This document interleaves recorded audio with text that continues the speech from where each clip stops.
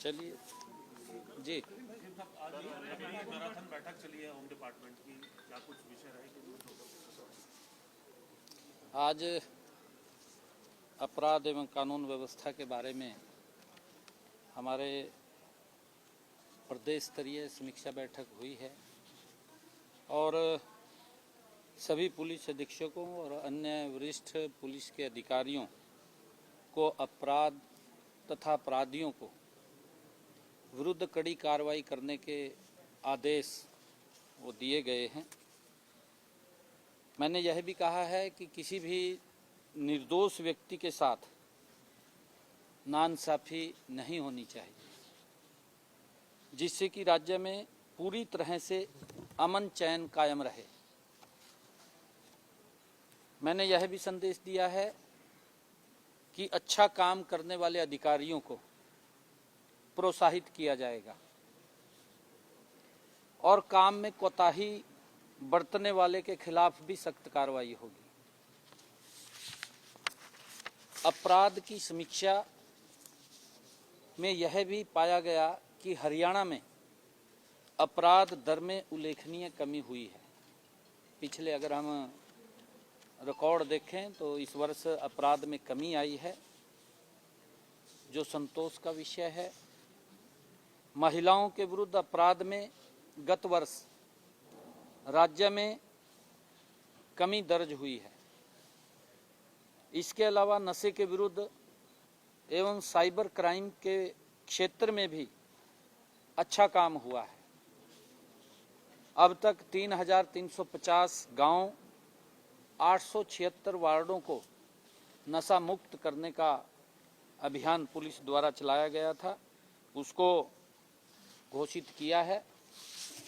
Cyber अपराध पर अंकुश लगाने के लिए हरियाणा पुलिस गृह मंत्रालय की तरफ से उनको प्रथम पुरस्कार भी मिला है। हरियाणा पुलिस को अपराध की रोकथाम के लिए मैंने फ्री हैंड दिया है। यह लक्ष्य भी दिया है कि नशा मुक्त अभियान को आगे बढ़ाते हुए वर्ष 2025 तक 70% गांव एवं वार्डों को नशा मुक्त किया जाए और जो इस कारोबार में शामिल हैं उनके खिलाफ सख्त कार्रवाई वो की जाए। मैंने ये भी कहा है कि विदेश में रहकर आपराधिक गतिविधियों में शामिल अपराधियों एवं यहाँ पर उनके जो सहकर्मी हैं, मान लो कॉल करते हैं और फिर जाते हैं, ऐसे लोगों के खिलाफ मुहिम चला करके इस अपराध की रीढ़ की हड्डी तोड़ने का काम हमारे पुलिस करेगी। ये भी मैंने आदेश दिए हैं। इसके लिए पुलिस को जिन भी संसाधनों की आवश्यकता है वो सभी संसाधन उपलब्ध कराए जाएंगे।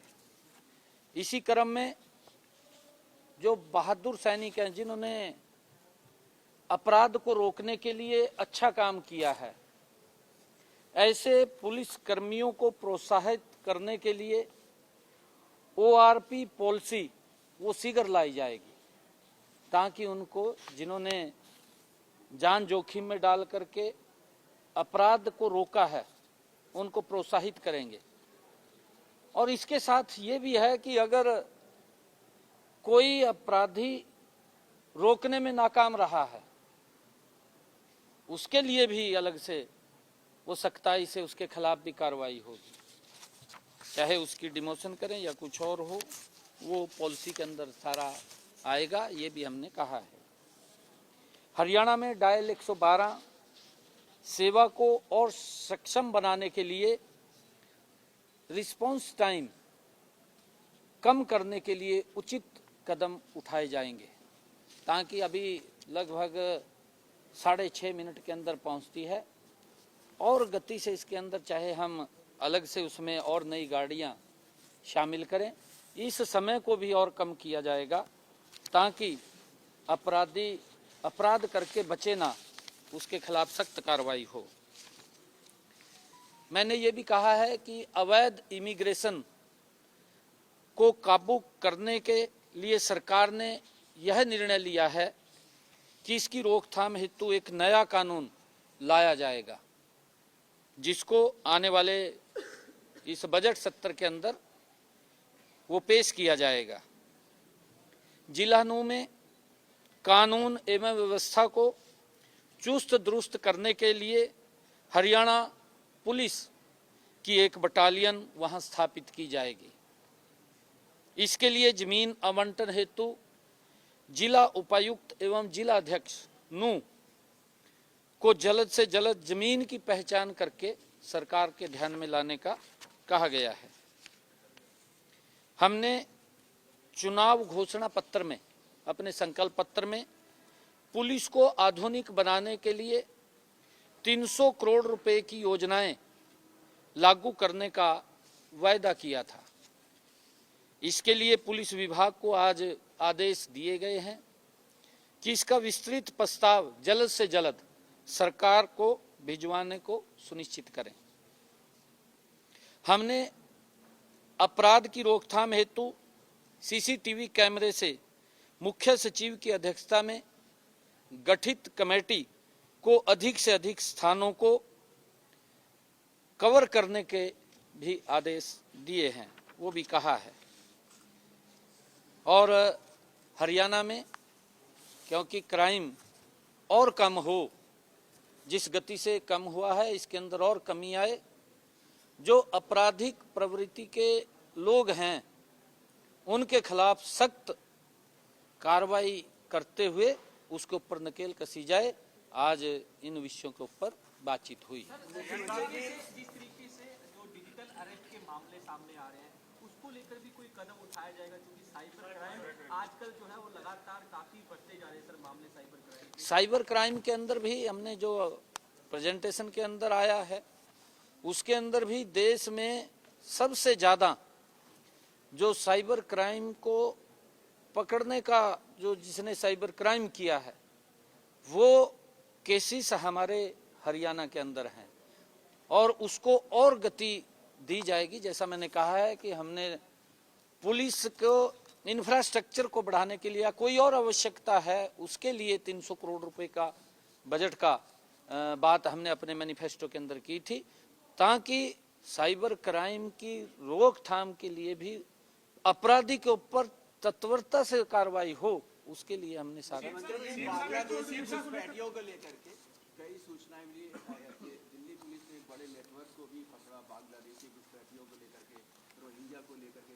दिल्ली एनसीआर में भी इस तरह के कई मामले देखने को मिलते हैं, उसको लेकर कोई रणनीति या किसी तरह पे बात हुई? नहीं, देखिए ऐसे लोगों को मैंने पीछे भी कहा था कि ऐसे जो रोहिंग्या या बांग्लादेश से आए हुए लोग हैं, ऐसे लोगों को चिन्हित करके कहां कहां पर वो बैठे हैं, उन लोगों को चिन्हित करके उनकी लिस्ट बना करके उनको भी यहाँ क्या निर्णय करना है उसका करके उनको वापस भेजने का काम किया जाएगा। बैठ के जो टारगेट कर रहे हैं, विदेश में जो गैंगस्टर बैठ के हरियाणा में वारदातों को अंजाम दे रहे हैं, ऐसे गैंगस्टरों को विदेशों से लाने के लिए कोई पॉलिसी बनाई जाएगी? उसके लिए भी क्योंकि पूरा एक एनआईए के साथ बैठ करके समय समय के ऊपर हमारे पुलिस के अधिकारी उनसे बातचीत करते हैं, क्योंकि ये इंटरनेशनल मसला है और उसके अंदर कुछ केसों के अंदर हमें वहां पर उनको लाने में सफलता भी मिली है, परंतु कुछ और हैं उसके पीछे लगे हुए हैं। हमने कहा है कि जो अपराधी हैं बाहर से बैठ करके जो इस प्रकार का सिस्टम को चलाते हैं, उनके जो गुर्गे हैं जो यहाँ पर बैठे हैं, एक अभियान चला करके ऐसे लोगों को, इन आपराधिक गतिविधियों में संलिप्त लोगों को समाप्त करने का काम, उसकी कमर तोड़ने का काम ये हमारी पुलिस करेगी। और उसके लिए मैंने कहा है कि पुलिस को जिस भी संसाधन की आवश्यकता है वो उपलब्ध कराया जाएगा। सीएम साहब, आप पिछले दिनों देश के गृह मंत्री अमित शाह से मिले थे। 3 जो आपराधिक कानून लागू हुए हैं जुलाई 2024 से, उनको हरियाणा में पूरे तरीके से कब तक इम्प्लीमेंट कर दिया जाएगा, या फिर कर रहे हैं तो उसमें किसी तरीके की कोई चुनौती तो नहीं है आज पुलिस के सारे हमले के साथ? नहीं, उसके ऊपर भी चर्चा हुई है और उसको भी हम गति से आगे बढ़ रहे हैं। जल्दी ही इस पूरे प्रदेश के अंदर जो हमारे 3 लॉज आए हैं भारत पिनल कोड, उसके तहत हमारी हरियाणा वो राज्य बनेगा। जल्दी ही हम उसके तरफ पहुंच गए हैं और लगभग 28 फरवरी तक इसको पूर्ण कर लेंगे और 28 फरवरी के बाद कभी भी कोई कार्यक्रम होगा तो उसको हम ऑर्गेनाइज करेंगे। Inter state coordination committee inter state coordination के लिए, क्योंकि देखिए सर नशा पंजाब या फिर राजस्थान दूसरे स्टेट से आता है, तो उसके लिए भी कोई चर्चा हुई सर? हाँ बिल्कुल, इंटरनेशनल जो कोऑर्डिनेट कमेटी है इंटर स्टेट कोऑर्डिनेट कमेटी है, उसको लेकर के भी चर्चा हुई है। उसकी बैठकें भी हुई हैं, लगभग 272 के करीब में बैठकें हुई हैं और हमने कहा है कि इसको समय समय के ऊपर एक बड़ी बैठक का भी ऑर्गेनाइज होनी चाहिए, क्योंकि उसके अंदर सीएम स्तर के जो राज्यों के हमारे मुख्यमंत्री हैं वो भी उसके अंदर शामिल हों और अलग अलग जहां जहां पर भी वो बैठक रखनी है उसके ऊपर चर्चा विचार करके, ताकि इस नशे के ऊपर काबू पाया जा सके। और ऐसे लोग, हमने ये भी कहा है कि नशा जहां से चलता है, जहां तक पहुंचता है और बीच में जहां वो रुकता है, वो सब को चिन्हित करके उसके खिलाफ सख्त कार्रवाई करें, ताकि युवाओं को इस बढ़ती हुई प्रवृत्ति से रोका जा सके, उनको बचाया जा सके। अरविंद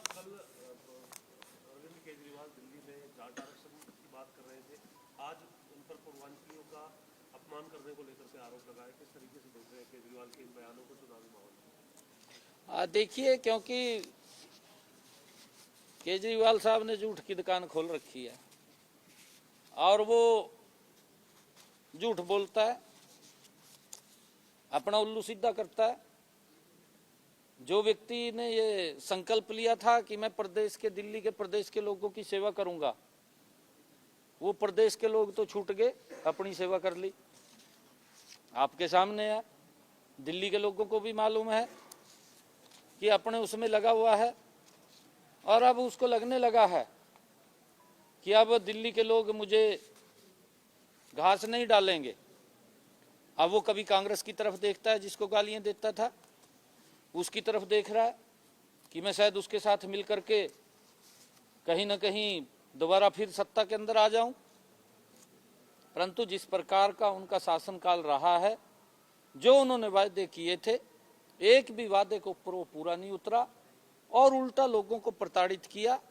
झूठे वायदे करके लोगों का वोट लेने का उसने काम किया, इससे अलग कुछ नहीं। अब लोग समझ चुके हैं। सर, जिस तरीके से लोकसभा चुनाव में इनका गठबंधन हुआ था, इंडिया गठबंधन, अब जो ये गठबंधन है वो दिल्ली चुनाव में बिखरा हुआ नजर आ रहा है। ममता बनर्जी कह रही है कि मेरा सपोर्ट अरविंद केजरीवाल को है, जबकि अखिलेश यादव कह रहे हैं कि मैं कांग्रेस को सपोर्ट करूंगा। तो इस गठबंधन को किस तरीके से देखते हैं? नहीं, देखिए, ये इंडी गठबंधन के लोग हैं और इंडी गठबंधन के अंदर आप अगर उनके चेहरों को देखेंगे, कोई भी है, उन सब के चेहरे भ्रष्टाचार के अंदर फंसे हुए हैं, उसके ऊपर कहीं ना कहीं दाग है।